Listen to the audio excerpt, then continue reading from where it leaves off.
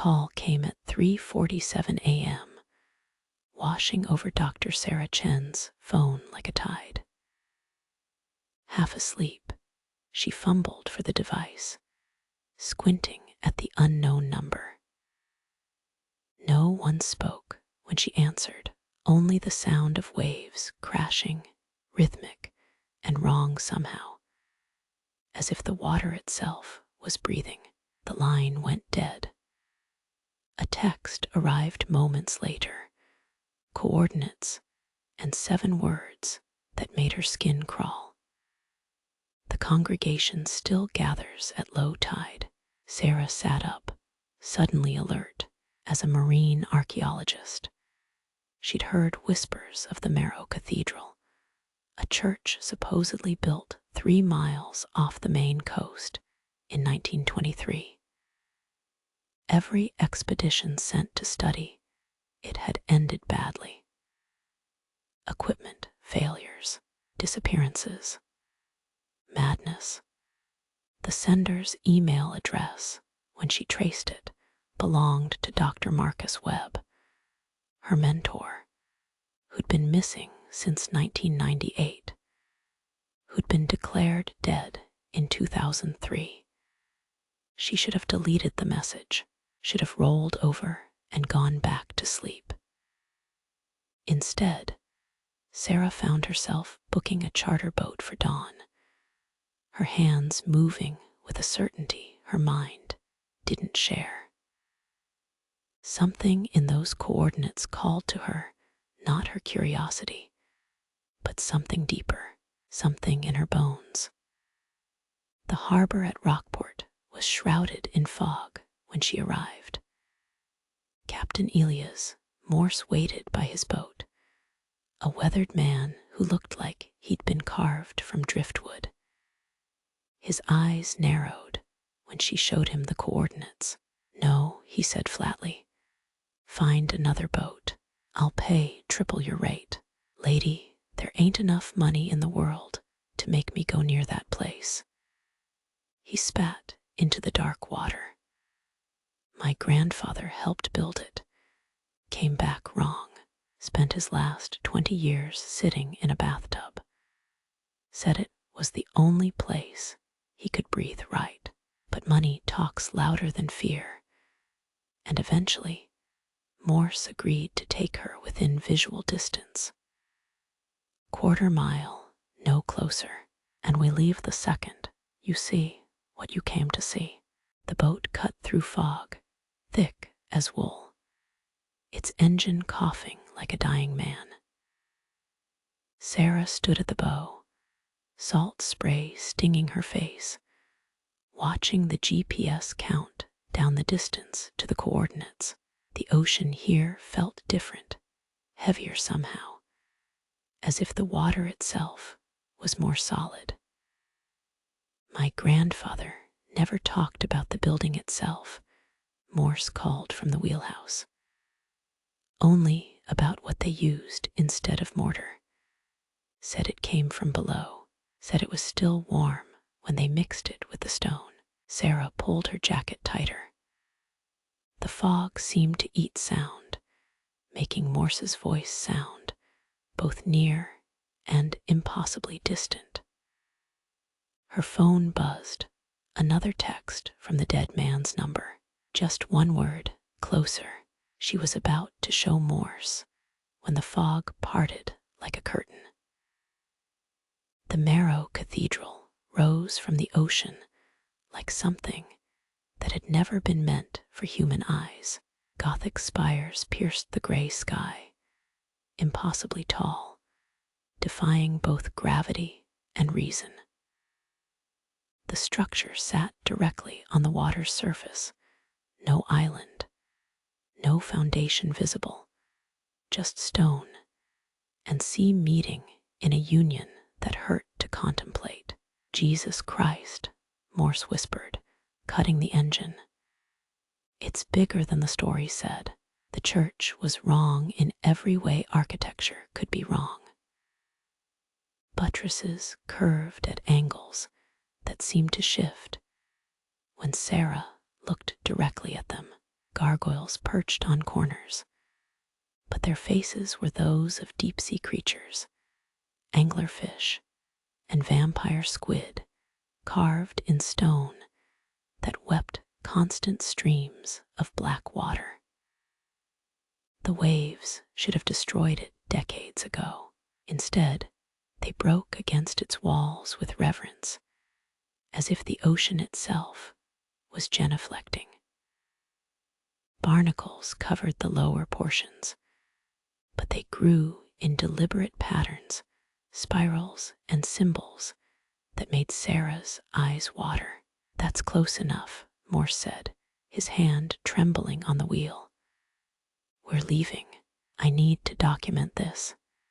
Just a few photos." "No," his voice cracked. "Look at your phone." Sarah's phone screen showed static, not digital interference, but something organic, like looking at plankton under a microscope. Through the chaos, words formed. "The door is open. Low tide in 1 hour." She looked up at the cathedral. The massive oak doors, easily 20 feet tall, stood ajar. Darkness pooled in the opening, a black so complete it seemed solid. "We're done here," Morse said, reaching for the ignition. Sarah grabbed his wrist. "I have to go inside." "Like hell you do." He shook her off. "That place has taken enough people. I won't add you to the list. Then I'll swim." They stared at each other, the boat rocking in the cathedral's shadow. Finally, Morse laughed, a bitter sound. "You're already lost, aren't you? Soon as you saw it, it got its hooks in you." He gestured to the kayak strapped to the boat's side. "Take it, but I'm leaving in 30 minutes, with or without you." The kayak moved through the water like it was being pulled. Sarah paddled, but she could feel the current beneath her, not natural, but purposeful, drawing her toward those open doors. The closer she got, the more details emerged that shouldn't exist. The stone wasn't uniform. Different types melded together, granite, limestone, something that might have been bone. Windows 40 feet up showed lights moving inside, though the structure had been abandoned for decades, and the sound beneath the waves, beneath her kayak, came a thrumming like a massive heartbeat. She reached what might generously be called a dock, a platform of fused shells and coral that extended from the entrance. Her kayak bumped against it with a sound like knocking on a door. The moment she stepped onto the platform, the thrumming stopped. The silence was worse than the sound. Up close, the doors were carved with scenes that predated any Christian iconography. Things with too many limbs prostrated before geometric shapes that hurt to perceive. The wood itself wasn't oak. It was something denser, with a grain that seemed to move in her peripheral vision. The nave stretched before her like a throat. Sarah's flashlight penetrated maybe 20 feet before the darkness swallowed it. The ceiling vanished into shadow, but she could hear things moving up there, a rustling like wet wings. Pews filled the space, carved from driftwood and whalebone. They faced an altar that defied explanation, a pearl the size of a car, its surface reflecting not Sarah's face, but scenes of things that hadn't happened yet. She saw herself drowning, smiling as water filled her lungs. She saw the cathedral sinking and rising like a breath. she saw congregation members with gills opening on their necks, singing hymns in languages that predated human speech. She forced herself to look away. That's when she noticed the pews weren't empty. Figures sat scattered throughout, heads bowed in prayer or contemplation. Their clothes spanned decades: a flapper dress from the 20s, a suit from the 50s, modern hiking gear. Seaweed draped their shoulders like shawls. None of them moved. Sarah approached the nearest figure, an elderly woman in a Victorian dress. She touched the woman's shoulder gently.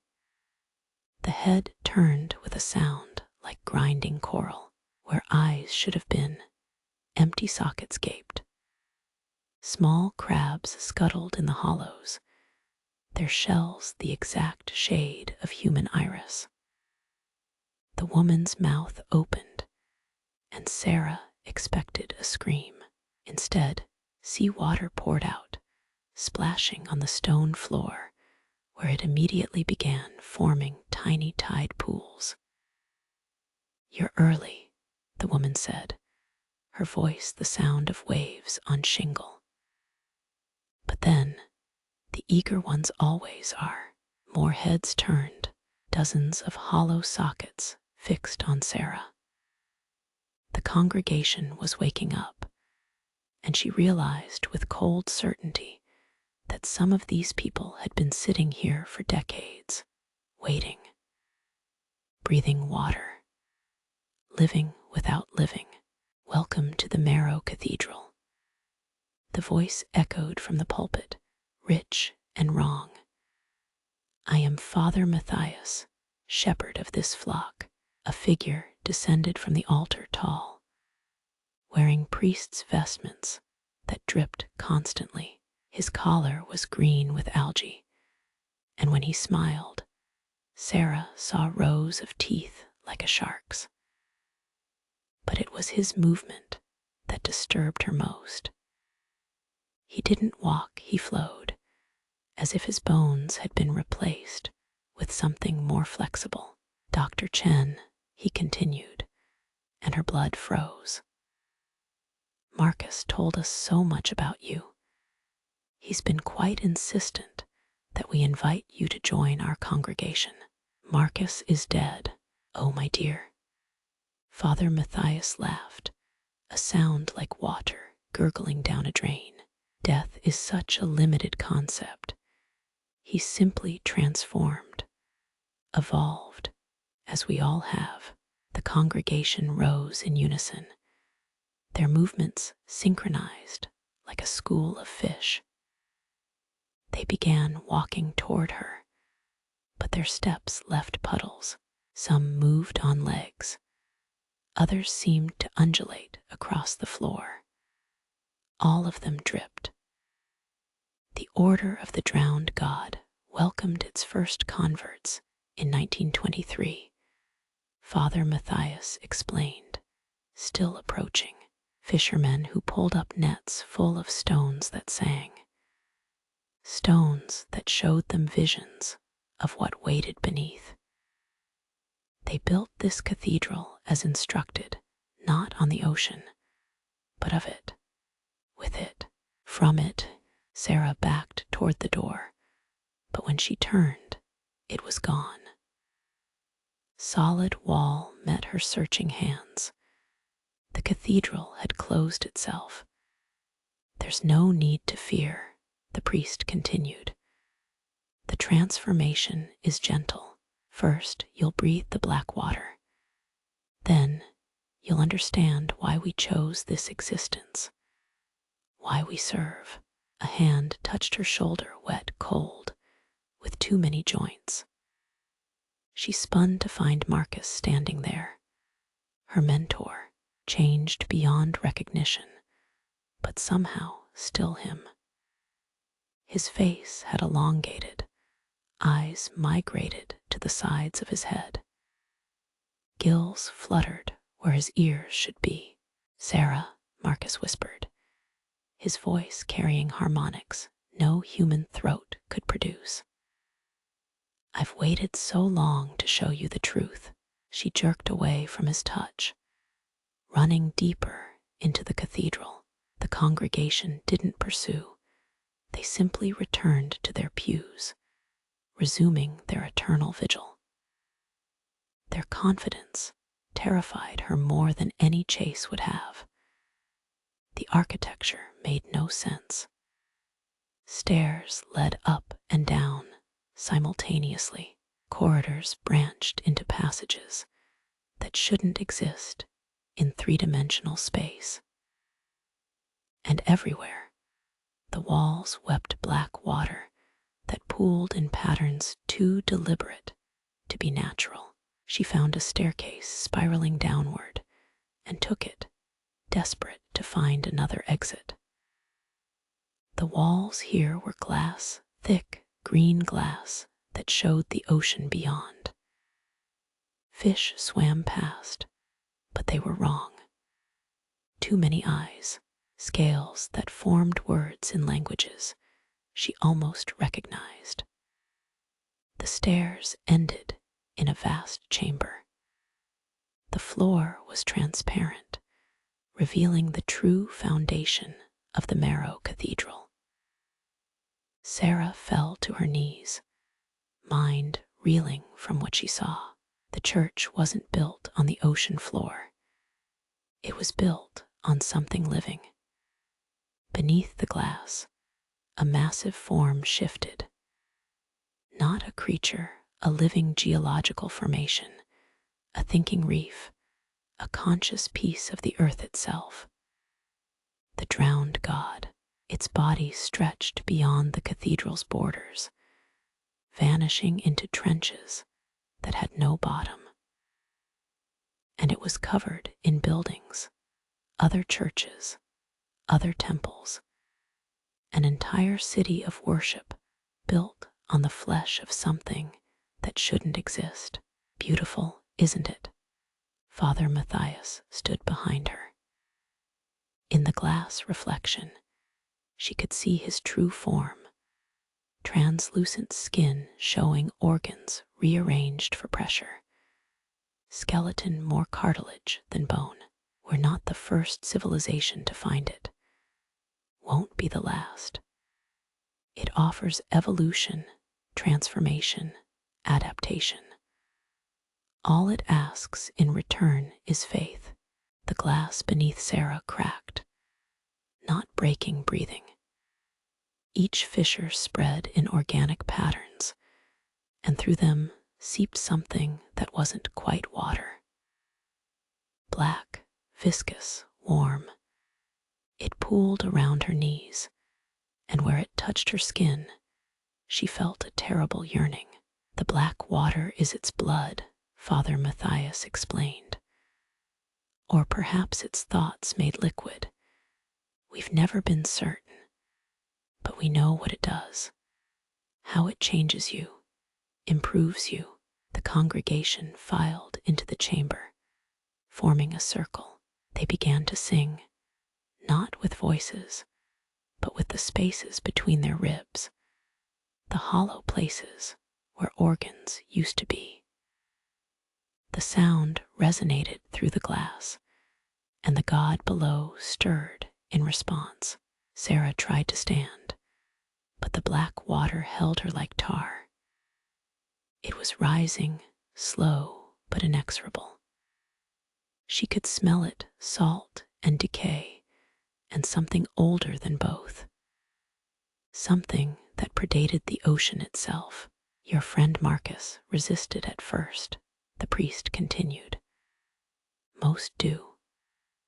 But once the water enters you, once you feel the god's mind touching yours, resistance becomes unnecessary. You'll understand why we chose this, why we had to build the cathedral, why we must spread the word. The transformation was starting. Sarah felt it in her lungs first, a tightness that wasn't quite pain. Her body was deciding it didn't need air anymore, that there were better ways to process oxygen, more efficient methods.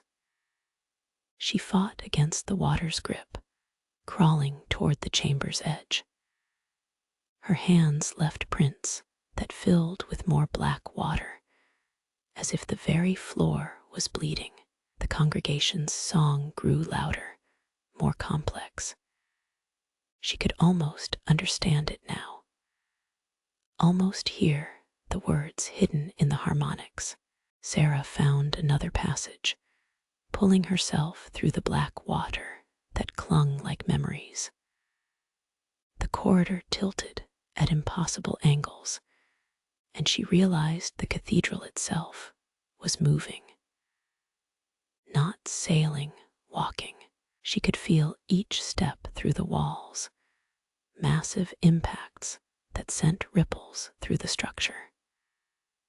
Windows lined this hallway, each showing a different view of the ocean floor. And there were others, other cathedrals, other churches, all moving in the same direction. A pilgrimage of architecture across the abyssal plain. Some were recent constructions. Others looked ancient, covered in coral growth that had learned to walk with them. Her phone, somehow still functioning, buzzed with a final message. The convergence begins at true low tide. Every church, every convert, every prayer we've gathered for 100 years. You're part of it now, Sarah. You've breathed our air, drank our water. The change is inevitable. She reached what might have been a bell tower.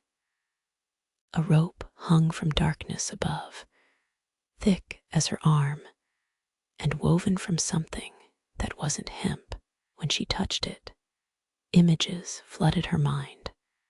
The cathedral's construction, workers mixing their blood with coral, architects receiving blueprints in dreams. The first service, where the congregation breathed water for the first time and smiled. The rope led up. She climbed, her changing hands finding purchase on the organic fibers.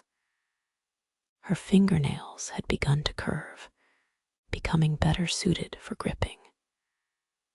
The skin between her fingers felt strange, loose, ready to stretch into something more useful for swimming.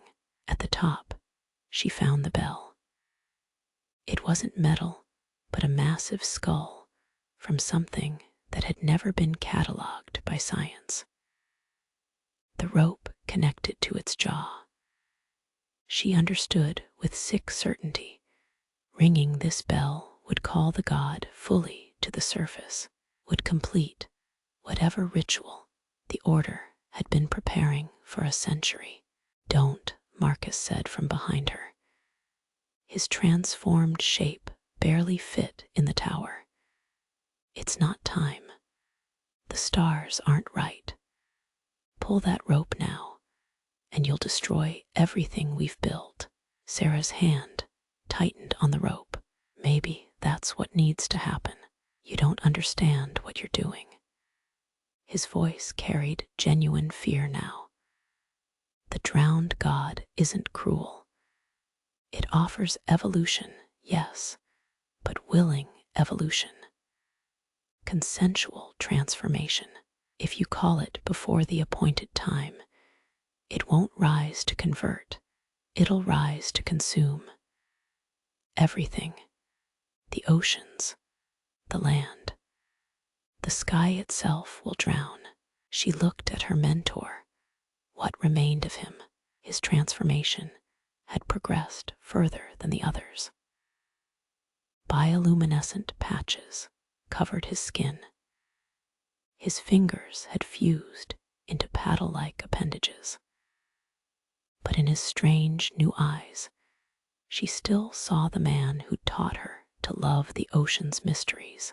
Then tell me how to leave, she said. Let me go, and I won't pull the rope. Marcus made a sound that might have been laughter. Leave. Sarah, you've been breathing water since you entered. Your lungs have already begun to adapt. Even if you could find a door, even if you made it to the surface, you'd drown in air now. We all would. That's the price of evolution. You can't go backward. She felt it then, the truth of his words. Each breath came harder. The air felt thin, insufficient. Her body craved the black water, the pressure, the salt-thick atmosphere of the depths. Fighting it was like trying to return to the womb, impossible and painful. But she pulled the rope anyway. The sound that erupted from the skull wasn't a ring, but a roar of frequencies that shattered the windows, that made the cathedral convulse. Below, through the broken floor, the gods stirred. Not just stirring, thrashing, waking fully for the first time in geological ages. The cathedral began to collapse, not into rubble, but into something organic. Walls liquefied, running like wax. The congregation screamed in harmonies that made the air itself crystallize and fall like snow. Father Matthias's form completely dissolved, becoming just another puddle of black water with eyes floating in it. What have you done? Marcus grabbed her with his paddle hands. Centuries of careful preparation ruined. The god wakes hungry now. Angry. It won't discriminate between convert and prey. Through the liquefying walls, Sarah saw the ocean floor crack open. The drowned god rose, not a creature, but a living fault line. A thinking canyon with teeth like mountain ranges. Other cathedrals crumbled into its mass, their congregations absorbed instantly. The careful symbiosis shattered, replaced by pure consumption. Sarah ran, or tried to. The architecture was surrendering to entropy. Passages becoming tubes, stairs melting into ramps of living tissue. She moved by instinct now, following some internal compass that pointed not to safety, but to survival. She burst through what had been a wall and found herself in water. Not in the cathedral, but in the ocean itself. Her lungs, transformed enough to process both air and water, burned with the transition. Above her, the Marrow Cathedral folded in on itself like origami made of meat and stone. She swam upward, her changing body moving with disturbing efficiency. The webbing between her fingers had fully formed. Her vision had adapted to the darkness. She could feel the gods rage through the water, a pressure that threatened to crush thought itself. Breaking the surface was like being born in reverse. Air hit her modified lungs like acid. She gasped, coughed, breathed, a horrible mixture of air and water that her body couldn't quite process. In the distance, she saw Morse's boat, the captain standing at the rail with a look of pure terror. Captain Morse pulled her aboard, but recoiled the moment their skin touched. Jesus, you're cold, cold as the deep water. And your eyes. Sarah collapsed on the deck, her body convulsing as it tried to remember how to exist in air. Each breath was a negotiation between her human past and transformed present. She could feel gills trying to form on her neck, could feel her bones wanting to soften for pressure that wasn't there. "We need to go," she gasped. "Now, it's awake. The god is awake." Morse didn't need more encouragement. The boat's engine roared to life, and they fled from coordinates that no longer marked a cathedral, but a wound in the world. Behind them, the ocean bulged upward as something vast breached, not fully, just enough to show scale that made whales look like minnows. "What did you do in there?" Morse demanded. "What did you wake up?" Sarah couldn't answer. Her throat was changing, adapting, trying to produce sounds in frequencies humans couldn't hear. She gripped the rail and watched the horizon where other disturbances marked the locations of other cathedrals. The entire network was failing, collapsing, feeding the thing they'd built themselves upon. But even as they fled, she felt the pull. Not of the god, that rage was directionless, consuming. This was something else, the black water in her cells, calling to its source. The transformation might have been interrupted, but it hadn't stopped. It would never stop. By the time they reached Rockport, Sarah's skin had taken on a gray-green tinge. Scales appeared and disappeared along her arms like thoughts. Morse wouldn't look at her directly, just muttered prayers and curses in equal measure. The Portland hotel room felt like a coffin. Sarah sat in the bathroom, running water in the tub, adding salt from the kitchenette until it approximated seawater. Her body craved it, full immersion, pressure, the embrace of the depths. The news was calling it an earthquake.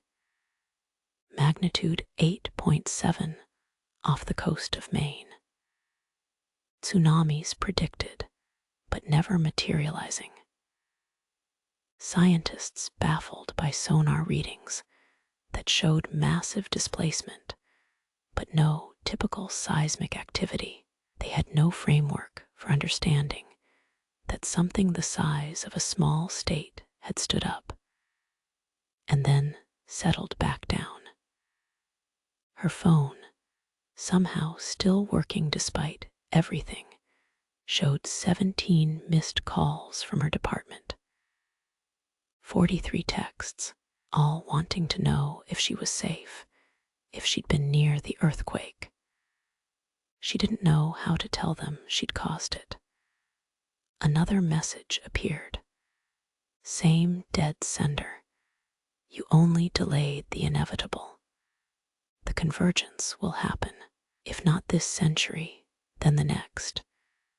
The god is patient, and you're one of us now, whether you pulled the rope or not. She looked at her reflection in the bathroom mirror. Her eyes had migrated slightly, not enough for others to consciously notice, but enough to expand her peripheral vision.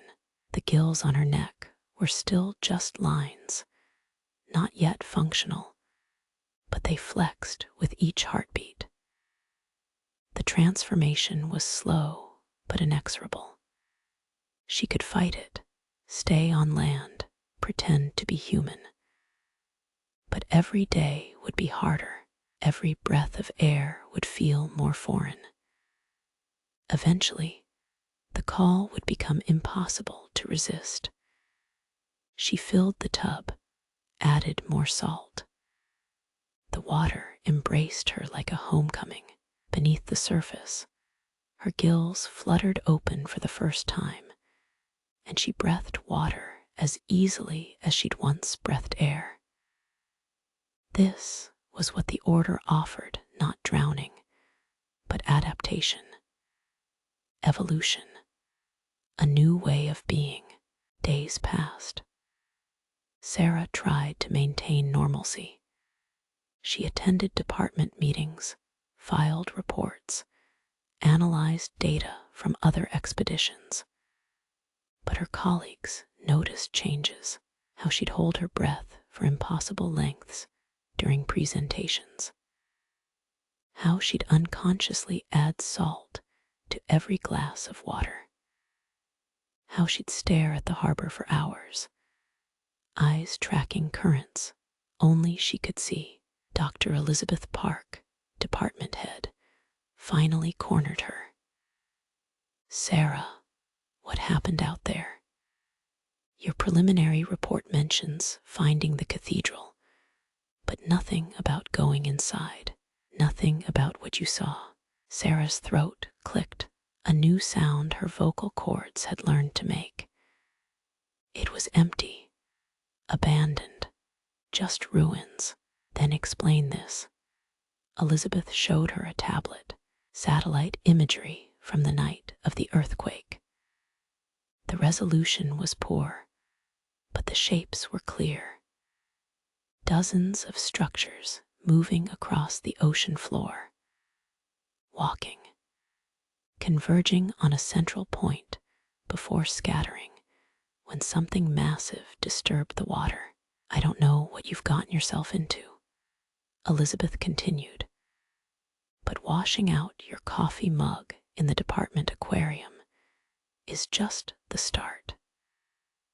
I've seen how you look at the grad students, like you're measuring them for something, like you're recruiting." She was right. Sarah had been evaluating them, unconsciously identifying who might adapt well to the change, who might hear the call and answer it. The transformation wasn't just physical, it was psychological, evangelical. The need to spread the blessing curse grew stronger each day. "I need a leave of absence," Sarah said quietly. "Medical reasons."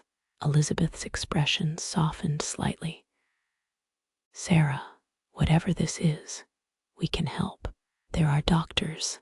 "No," the word came out in harmonics. "No human throat should produce. No doctors. I know what I need." That night, Sarah stood at the harbor's edge. Others were there.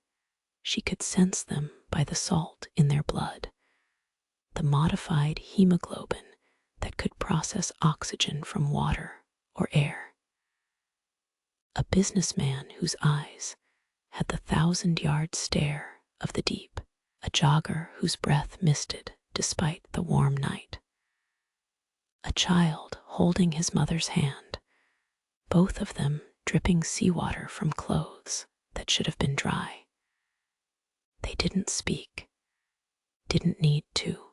The black water in their veins carried messages more complex than words.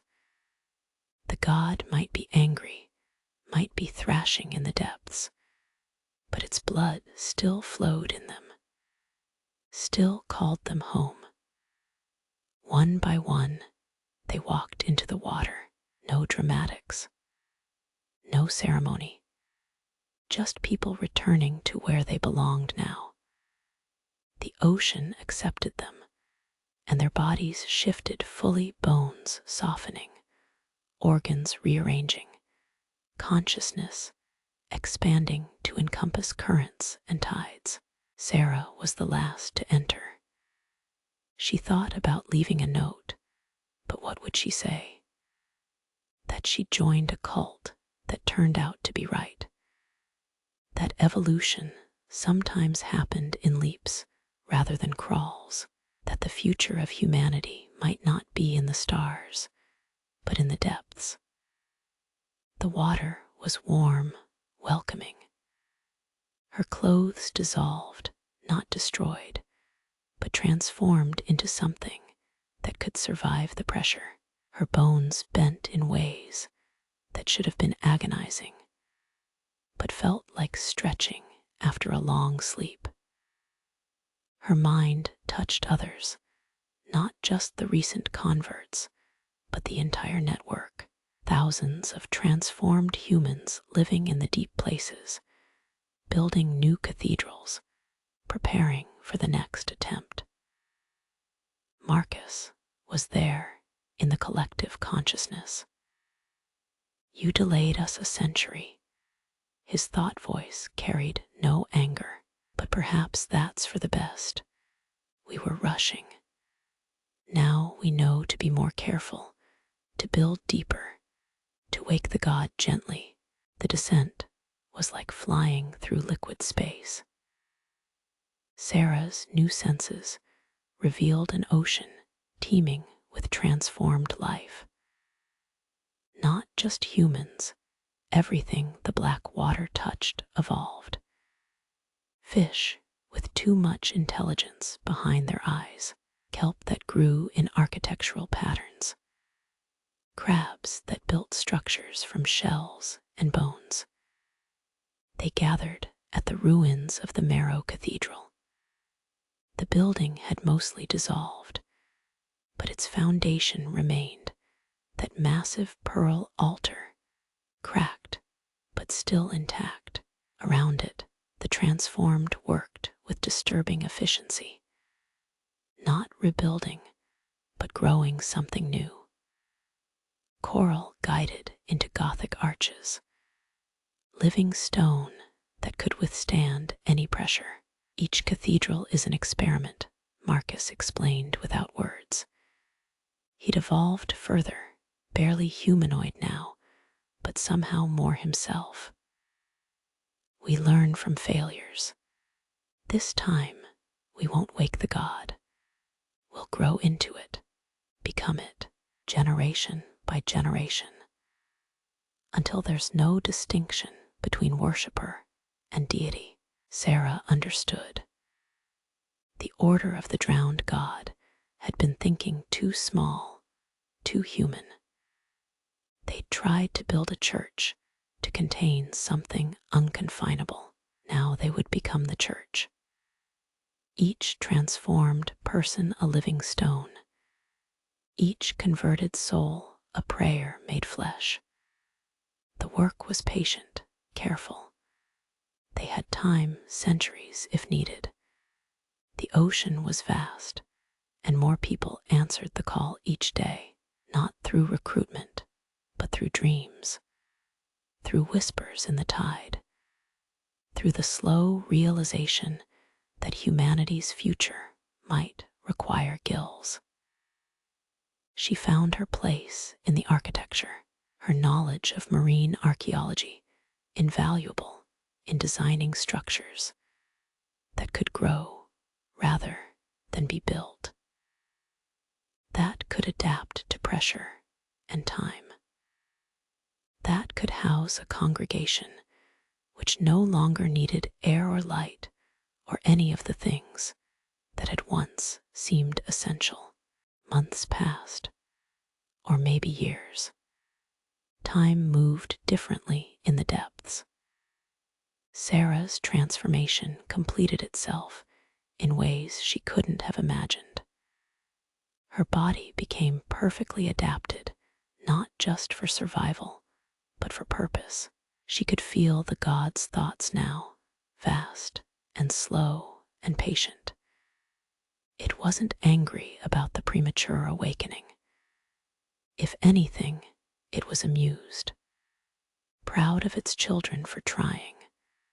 The new cathedral grew, not one building, but a complex, a city of worship spreading across the ocean floor. Each structure served a function in a vast liturgy. Halls where the transformed sang in frequencies that reshaped matter, chambers where they cultivated the black water, refined it, made it more efficient at creating change. Newcomers arrived daily. The dreams were spreading, carefully crafted visions sent through the collective consciousness, not nightmares, but invitations, promises of evolution, of belonging, of becoming part of something greater than individual human existence. Sarah often returned to the surface, though her appearance had changed enough that she needed careful camouflage. She'd leave messages, coordinates, cryptic texts, breadcrumbs for those ready to follow. She'd identify potential converts, those whose souls already yearned for the depths, even if their minds didn't know it yet.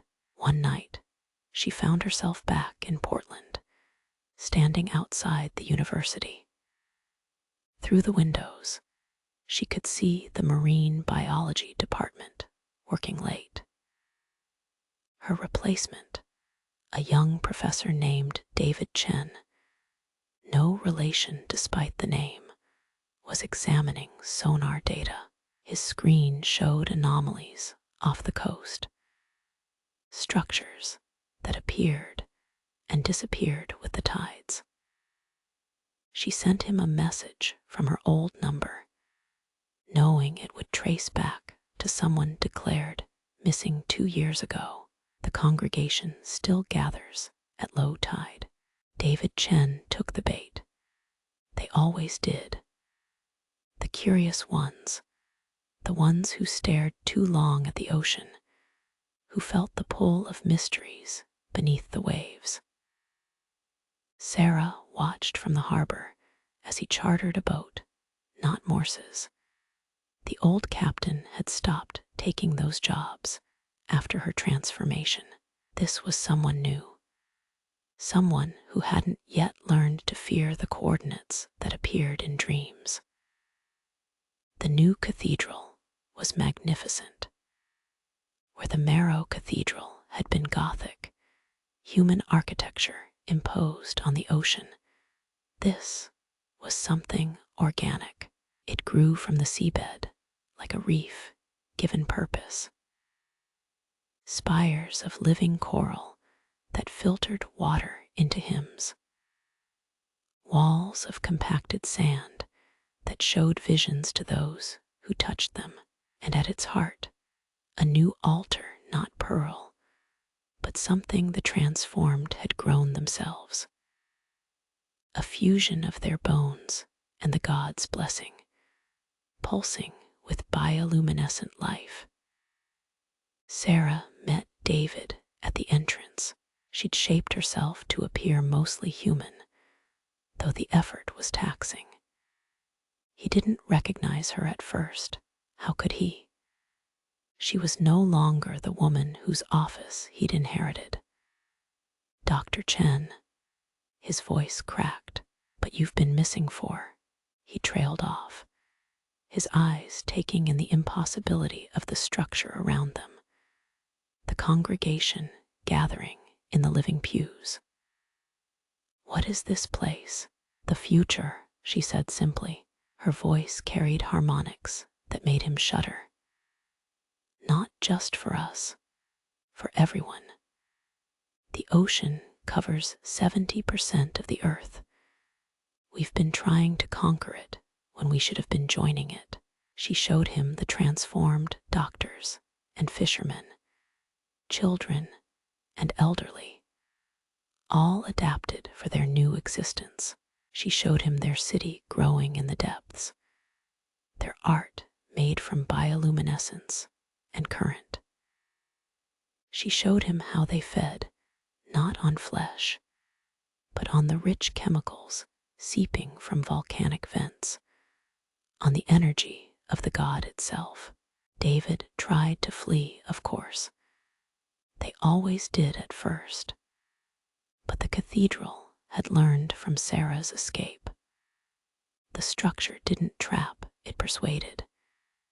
Each corridor he ran through showed him visions, his own future on land, decades of studying an ocean he could never truly understand. His death, ordinary and small, leaving nothing behind but papers and data. Then it showed him the alternative. Transformation, evolution, becoming part of a collective consciousness that spanned oceans. contributing to something that would outlast nations, outlast species, outlast the land itself when the waters finally rose. I know it's frightening, Sarah said, easily keeping pace with his panicked flight. Her body moved through the water-filled passages like thought. I was terrified too. But fear is just evolution's way of preparing us for change. They reached the heart chamber, where the new altar pulsed. Unlike the pearl that had shown visions, this one generated them, fed them directly into the minds of those present. David fell to his knees as the knowledge flooded in the true history of the oceans, the civilizations that had risen and fallen beneath the waves, the God that was less deity than living ecosystem. The Marrow Cathedral was a mistake, Sarah explained. We tried to build a church to worship something that was itself a cathedral. Now we understand. We don't build for the God, we build with it, through it, as it, the black water seeped through the coral walls. Not forced, just present, available. David's hands shook as he reached toward it, then pulled back. What about my life? He whispered. My family, my work. You'll have new family, better work, and your life. Sarah smiled with too many teeth. Your life will be measured in centuries, not decades. David drank. They always did, in the end. The black water didn't force transformation. It revealed the change that was already waiting within. Every human carried the potential for evolution. The water just activated it, like a key turning in a lock that had been there all along. His transformation was beautiful.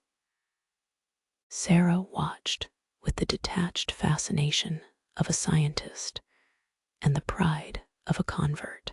His bones softened first, allowing for the flexibility needed in the depths.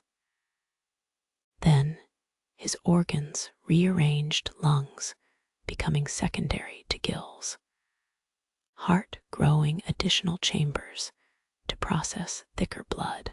His mind expanded last, touching the collective consciousness like a child learning to speak. The congregation welcomed him with songs that reshaped the water itself. Each voice added to the harmony, and David's new throat found notes he'd never imagined.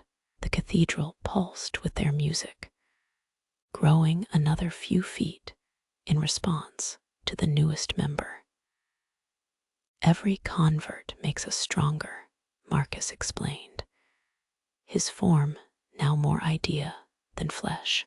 He existed primarily in the collective consciousness, manifesting physically only when needed. Not just in numbers, but in complexity. Each mind adds new patterns to our thoughts, new ways of understanding the God. Sarah felt it too, David's knowledge merging with theirs. His understanding of sonar technology, already suggesting new ways to hide their structures. His memories of the surface world, updating their collective map of potential converts. But beneath the joy of successful transformation, a deeper current ran through the congregation.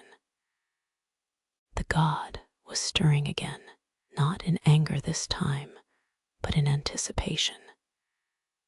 It had been patient for geological ages. It could wait longer. But the critical mass was approaching, the number of transformed needed to begin the true work. The message went out through the black water, through dreams, through the salt in the blood of every transformed human across the globe. Not words, but understanding. The time was coming, not tomorrow, not next year, but soon as the ocean measured time. The convergence would happen. Sarah stood at the new cathedral's highest spire, looking up through miles of water at the distant surface. Somewhere up there, the unchanged world continued. Ships crossed overhead, carrying cargo and passengers who never suspected what grew beneath. Governments monitored their satellites, occasionally catching glimpses of structures that shouldn't exist, dismissing them as geological formations or equipment malfunctions. They had no idea what was coming. Not invasion, transformation. Not destruction, evolution. The ocean would rise, not in catastrophe, but in invitation. The black water would seep into harbors, into rivers, into the rain itself, and humanity would face a choice: evolve or become extinct. Some would refuse. They always did. They would retreat inland, build walls, try to maintain their terrestrial existence. But the ocean was patient. The land itself was temporary, would eventually return to the sea. And the transformed would wait, growing their cities, perfecting their adaptations, becoming something magnificent and terrible. "Are you ready?" Marcus asked, manifesting beside her. His form was barely recognizable now, more concept than creature. For what we're becoming, Sarah considered the question. She thought of her old life, the small apartment, the academic politics, the limitation of studying an ocean she could never truly inhabit. Then she looked at what she'd become, what they'd all become, part of something vast and strange and wonderful. Yes, she said, and meant it. The transformation was complete. The congregation was ready, and in the deepest trenches, the drowned god smiled with a mouth that could swallow civilizations, patient as stone, certain as the tide. The true work was about to begin.